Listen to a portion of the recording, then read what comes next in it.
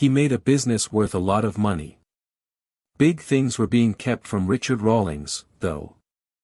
The 55-year-old fast and loud star just spoke out about the nasty $6 million lawsuit that got him kicked out of his own business.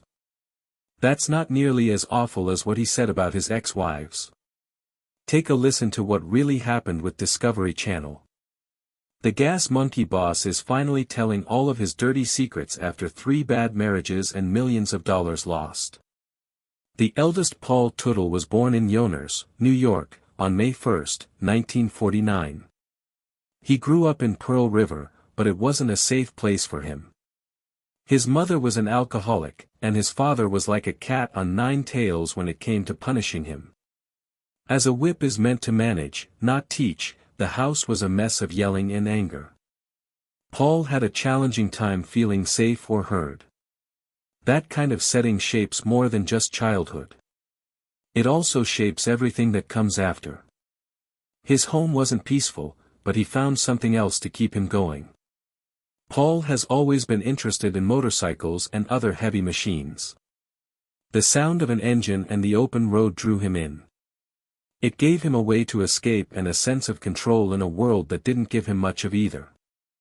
That first love would become his job, but at the time it was just a way to stay alive. At age 18, Paul joined the U.S. Merchant Marine because he wanted to leave. It was during the Vietnam War, so he didn't actually go to war, but he did help support it by sending supplies and ammunition to troops in battle zones. For a child from a broken home, it was a quick lesson in being on their own. The event showed him more than just his pain. It taught him control and gave him time to think, but it also left its marks. When Paul was young, there was a lot of stress because of the war. Paul liked the rebellious spirit of biker movies like The Wild One, 1953, and Easy Rider, 1969, at this time. These movies didn't just make bikes look cool. They told stories about being free and different, and how to make your own way when the world doesn't give you one. Paul remembered that message. In those movies, the helicopters weren't just machines, they were signs of freedom and rebellion, and Paul wanted to live that life. Paul married Paula Leonardo, a friend from high school, in 1972. In the same year, not only did his personal life change, but so did his battle with addiction. He had already been using drugs and alcohol at that point. The bad things that happened to him as a child never really went away, and drugs and alcohol became a way for him to deal with things. Paula was there for him. She helped him through the worst times, even though it made their marriage better. He was breaking down by early 1985. He was only 35 years old, but he was already throwing up blood. His nights ended in darkness. He would sometimes wake up in strange places, not sure how he got there. He wrecked more than a dozen cars over the years, and most of them were on the weekends when he was drunk. Addiction was killing his friends and family, and he could feel himself becoming one of them. The important day was January 7, 1985. Paul hit rock bottom. He later said that day was the last day he wanted to live, but something changed. He promised his wife that he would try to get help. He didn't go to rehab, but he did start going to Alcoholics Anonymous. For 9 years, he never missed a meeting because he chose to. That decision saved his life. Paul kept building even though things were crazy. He opened a small shop in Orange County, New York, in 1973. He named it Hall's Welding. He only had one pickup truck and one Hobart welding machine. He did small things like fixing farm equipment and made a name for himself by doing excellent work. Paul kept building in the 1970s and 1980s. He grew his business and finally moved into a 7,000-square-foot warehouse in Rock Tavern. Orange County Iron became the new name of the business. There was more than one man with a truck. The whole business was made of steel, and his work was mostly on structural steel and decorative iron. He became well known in the building business that way. However, Paul was also occupied with another endeavor. He had always loved motorcycles. He got his first bike, a 1971 Triumph Bonneville, and then a Harley-Davidson Superglide, which he still has today. It started as a hobby, but it turned into a business over time. At Orange County Iron, he started making custom bike parts. It was a small project on the side. Most of the company's work still focused on steel for buildings, but the motorbike work gave Paul something different, something creative and personal. By the 1990s, his kids Dan, Paul Jr. and Mikey had joined the family business. The impact of motorcycles kept growing. What started out as a small area in the workshop grew into something much bigger over time. It was a good time for Orange County Iron in 1998. Paul did something big to keep up with demand. Instead of moving the whole business, he bought a second warehouse in New Windsor that was 10,000 square feet, CA9A, which was 43% bigger than the first one. Paul chose to work at both places at the same time. It seemed like a good idea to grow, but it didn't work out. It was difficult to do things because the two facilities were 20 minutes apart.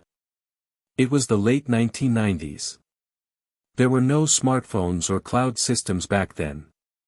Meetings and phone calls were the only ways to talk to each other. Things and people often ended up in the wrong spot. The work was done twice, projects were held up. Paul himself had to keep going back and forth between the two places just to stay on track. These issues didn't just hurt the company. They tried to get Paul to go in a different direction. He created a small workspace within one of the buildings to focus on the production of motorcycles. It became a way for him to escape. The steel business got trickier, but the bike work was easy to understand. In the basement of his Montgomery home, Paul began making something very large. He worked alone at night with welding gear and tools all around him. He called the project True Blue, and he started building it in early 1999. He only had his ideas and no clients or schedules. The front of the bike was stretched out, and the frame was clean and classic. The name comes from the deep blue paint color. Paul used both store-bought parts and pieces he had made himself. It was a wonderful example of what he always did. Mixed design and raw fabrication. By the middle of 1999, the bike was almost done. Paul saw that he had made something different. It wasn't just another bike, it was something that could turn heads. He chose to take it to Daytona Bikeetoberfest that October. It was one of the biggest motorcycle events in the country, but before he could bring True Blue to the public, he had to move it out of the basement. He cleared out a small area in one of his steel shops to put the finishing touches on it. That move was the start of something new. Paul was also approaching a pivotal moment at the same time. It was challenging for the steel business. It was fun to work on motorcycles. It was no longer possible to balance them both. So, in 1999, he did something brave. He gave Orange County Iron to his son Daniel. Daniel had worked for the company for years and knew everything there was to know about it. He quickly took over and changed the name to Orange County Iron Works. He reorganized the operations, got rid of the waste, and started a new company called Gabriel Steel Erectors to work with Orange County Iron. Dan was responsible for the steel business, so Paul could finally focus on motorcycles full-time. He turned his hobby into a business and opened Orange County Choppers in 1999. The shop was in Montgomery. His first move was to hire Paul Jr. as lead fabricator and designer. Paul Jr. had been in charge of the rail shop at Orange County Iron and was very good at fabricating things. Paul Sr. initially had low expectations. He thought they might make 3 bikes a year at most. But when he brought True Blue to Bikeetoberfest in October 1999, everything changed. The response came right away. People really liked the bike. Bold color, clean lines, and solid construction made it stand out. People didn't just like it, they wanted one. Paul got serious business offers. At that moment, he realized the endeavor could be more than just a hobby. He knew he had something real after that. Discovery Channel's Monster Garage, a show with West Coast Choppers and Jesse James, had already been a hit. It was time for a new reality show. They wanted something dirty and real. That's when they saw the Tuttles. Discovery wasn't just interested in bikes, they also wanted an exciting story. What they saw in the Tuttle family was something they couldn't write. The first episode of American Chopper aired on September 29, 2002. It showed how the jet bike for Laconia Bike Week was put together. What began as a project for a motorcycle quickly turned into more. The show was well made, but viewers also tuned in for the heated arguments between Paul Sr. and Paul Jr. The fights between the two were real, and the cameras caught everything. That raw energy made the pilot a hit. The ratings were way above what was expected. Discovery quickly picked up 27 more episodes. Millions of people watched the show's first episode of the new season on March 31, 2003. Many people across the country knew Paul Sr. after seeing the show. Before that, he ran Orange County Iron Works as a local company. After 1999, he put all of his efforts into OC to become famous in the bike world. He had a favorable start, but American Chopper put him in the spotlight, and he became famous all over the country. By 2004, OCC had been in an AOL Super Bowl ad. The business was everywhere. So were the Tuttles. Their fame brought money and demand orders started coming in from all over the world, but fame didn't fix their problems. In fact, it made them worse. Cameras were going, but the pressure never stopped. Paul Sr. was intense and demanding. Paul Jr. was artistic, but he didn't like being told what to do. Their fights weren't just part of the show, they were real, and they got more serious with every season. By 2007, American Chopper was already a big hit. It had been running on Discovery Channel since 2003, pulling in viewers with a mix of custom bike builds and real-life family strife. But in 2007 the show made a big move. It left Discovery Channel and moved over to TLC. TLC was rebranding at the time. The network wanted more reality shows with high-stakes drama that could draw in mainstream people. American Chopper was a great fit for that model. It already had many fans, but moving it to TLC gave the creators access to more people. At this point, Orange County Choppers was also beginning to do more than just build bikes.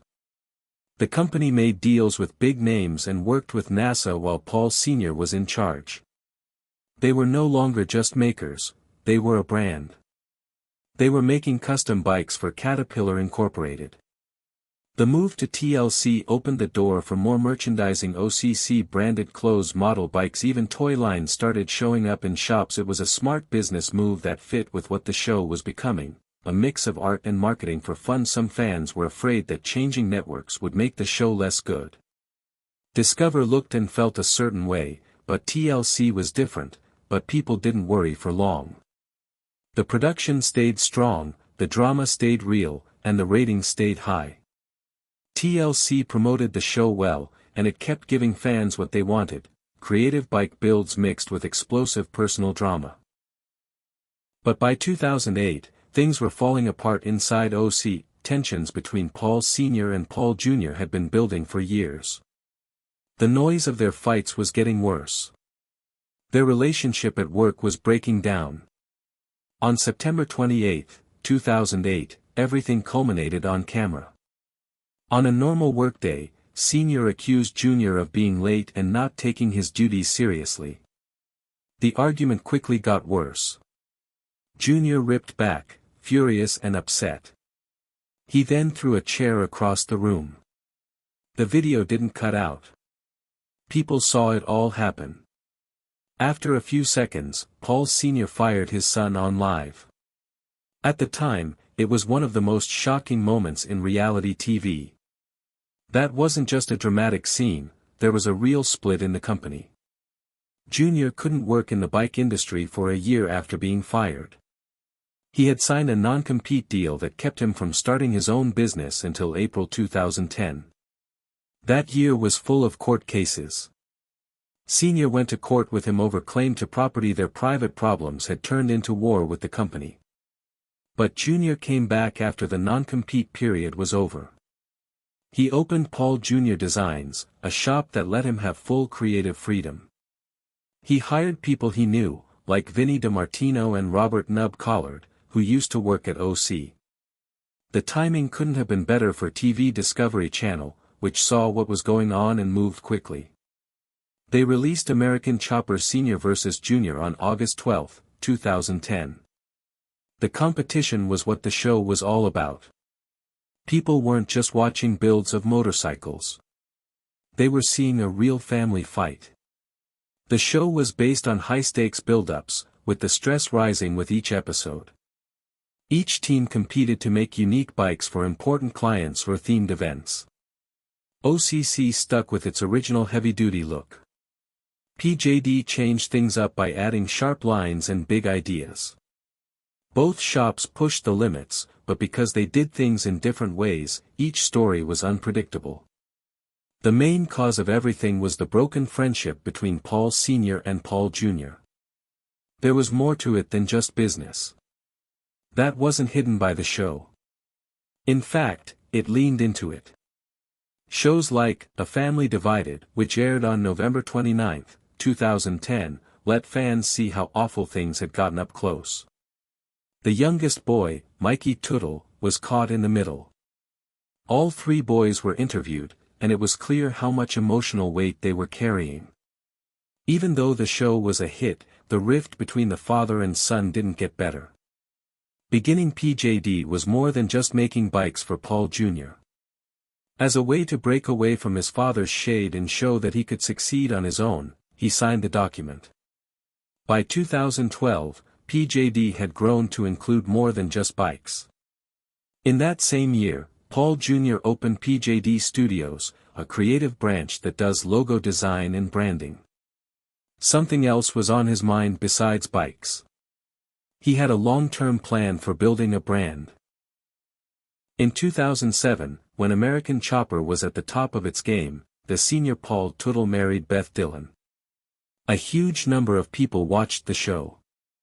Paul Sr. was becoming a well-known name, and Orange County Choppers was doing very well. Getting married to Beth changed how people saw him. Fans saw it as a sign that his personal life was stable at a time when his business was. Beth would sometimes show up on the show. She brought peace to a world where there was a lot of anger and shouting. She had been married for 15 years and had 2 kids with her first husband before she met Paul. When she was with Paul Sr., her life changed completely. She was famous, rode fast bikes, and received constant attention. But things changed. Paul and Beth got a divorce in 2015, after being together for 8 years. Before the split was final, Paul started dating Joan Beaulieu Kay in 2011. This was a big change in his personal life. Joan stopped being just his partner and became a big part of his life. Her love of bikes and animals matched his, and over time she became CEO of Orange County Choppers. She was also the Hudson Valley SPCA board president, which saves animals instead of killing them. Her presence helped bring some security during a rocky chapter for the business. Together they started new efforts like OC Plus digital builds and pushed forward with more American Chopper projects. Their shared concern for animal care caused trouble. In 2015, court papers came out that showed Paul had agreed to promote a dog food business in exchange for supplies that were meant to help Joan with her rescue work. The deal went against standard business practices and raised moral questions. It happened at a time when Paul was already under fire for how he handled money during the failed reboot of American Chopper. He was accused of wasting money that was supposed to be used for production. Everything happened at the same time, which made it hard to see a man trying to keep his life together while everything else around him fell apart. Being close to his kids made things even more complicated. Old Paul has 4 children. Daniel, Michael Jr., Kristen, and Paul Jr. And the most public of these ties was with Paul Jr. Their fallout became one of reality TV's most explosive stories. In 2008, Paul Sr. fired his son after long-standing tension over artistic control and work ethic. The split turned into a legal fight and they didn't speak for nearly 10 years. A partial reconciliation happened in 2018 during a remake of American Chopper, but the damage had already been done. Their friendship had shaped the original show with arguments that often turned into Shouting matches on national television. Paul Sr.'s friendship with Michael, on the other hand, was much less tense.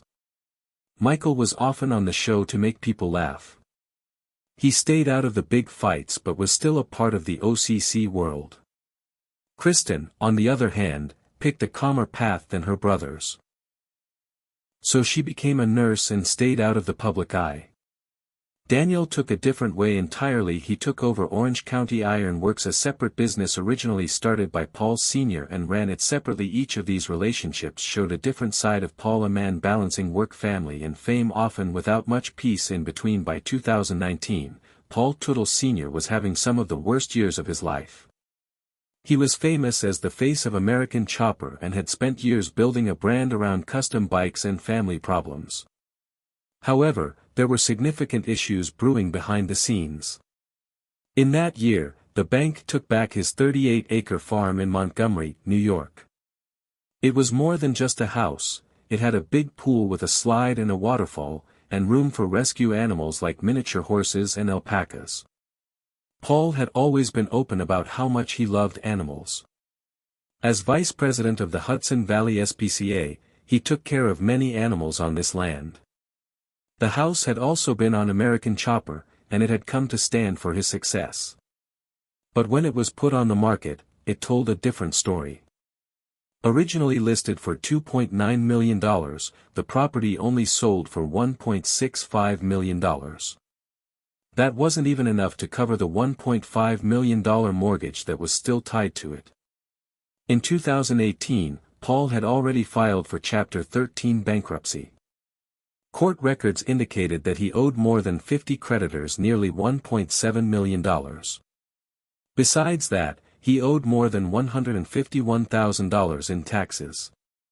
He tried to change the mortgage several times, but by early 2019, he still owed about $871,000 on the house. As if the foreclosure wasn't severe enough, Paul was also in trouble with the law over a 2009 Chevrolet Corvette ZR1. In 2019, he was sued by JTM Motorsports, a business that had changed the Corvette.